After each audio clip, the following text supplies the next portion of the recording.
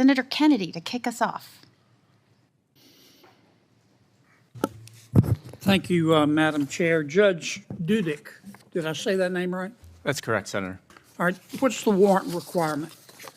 Well, before the court would issue a warrant, you have to assess to make sure that there's probable cause to either search the place. When's a warrant required? Excuse me? When is a warrant required? The general rule is a warrant is required anytime that the government wants to search a person, place, or thing.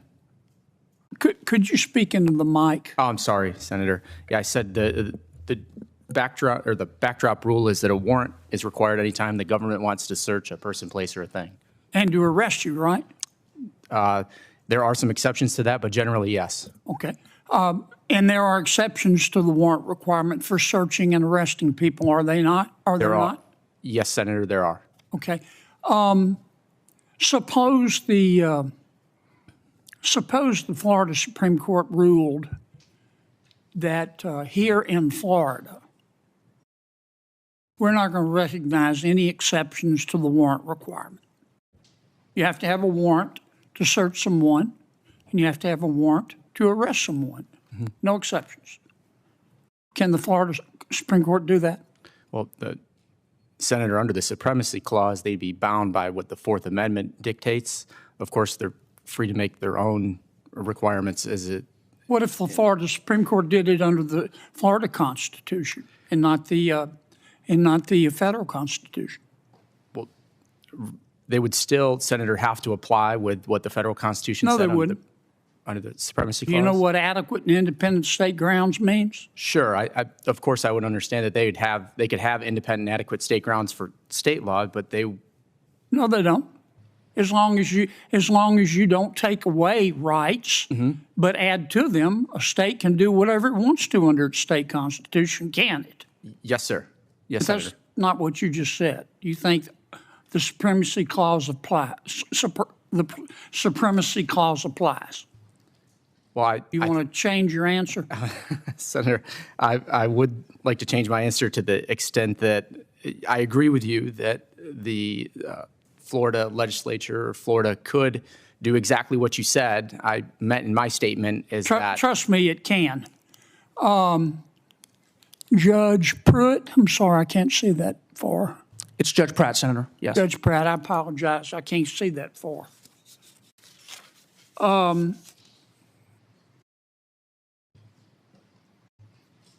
Can a state legislature pass a law that discriminates against a group of people over another group of people for inferior treatment? Well, Senator, the federal Constitution and the state Constitution both contain protections against various forms of discrimination. But can a state legislature say this group, we're going to treat this group of people differently than another group of people?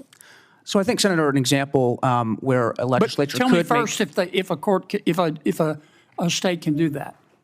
Yes, a state can, for example, require a driving age which discriminates on the basis of age. To say, for example, when can a state legislature not do that? When it's seeking to do so under a basis that is protected under the state or federal constitution. Okay, good. Judge. Today, we dive into one of the most talked about moments from Capitol Hill, a tense, revealing, and at times uncomfortable judicial confirmation hearing. Senator John Kennedy puts President Biden's judicial nominees under a sharp spotlight, testing their knowledge of constitutional law, civil rights, and courtroom fundamentals. What follows is a moment-by-moment breakdown of the exchange that left the internet stunned and the room silent. Let's get into it. The hearing begins with routine formalities, but things shift quickly. Senator Kennedy moves from small talk to substance, asking if state legislatures can discriminate between citizens, a foundational question testing constitutional awareness. The nominee stumbles, unsure whether state actions are bound solely by their constitution or also constrained by federal law under the Supremacy Clause. Can a state legislature pass a law that discriminates against a group of people? Instead of a clear legal analysis, the response is vague, hesitant, failing to draw the crucial line between permissible legislative distinctions and unconstitutional discrimination under equal protection. As the hearing progresses, Kennedy presses further, this time invoking the Supremacy Clause. The nominee appears unsure, initially contradicting their earlier stance and eventually reverses their answer mid-questioning. Do you think the Supremacy Clause applies? I would like to change my answer. This reversal signals a lack of confidence in constitutional interpretation, a concerning red flag for a federal judge expected to apply both state and federal law seamlessly. Kennedy then shifts to a lesser-known yet essential clause, the Privileges and Immunities Clause. It's a constitutional basic, yet the nominee cannot identify where it appears or articulate its purpose. What article is it in? I believe it's in the 13th Amendment. No, 14th. Judge, tell me about the Privileges and Immunities Clause. The Privileges and Immunities Clause, there's a privileges and immunities and a privileges or immunities clause. There's one of each. One of them relates... Privileges and is what I'm asking you about. I believe you're referring to what came through in one of the Reconstruction amendments and discussing the fact that that the privileges and immunities of citizenship would be extended under those. First, what article is it in? I believe it's in the 13th Amendment. No, 4th. Article 4. What does it do?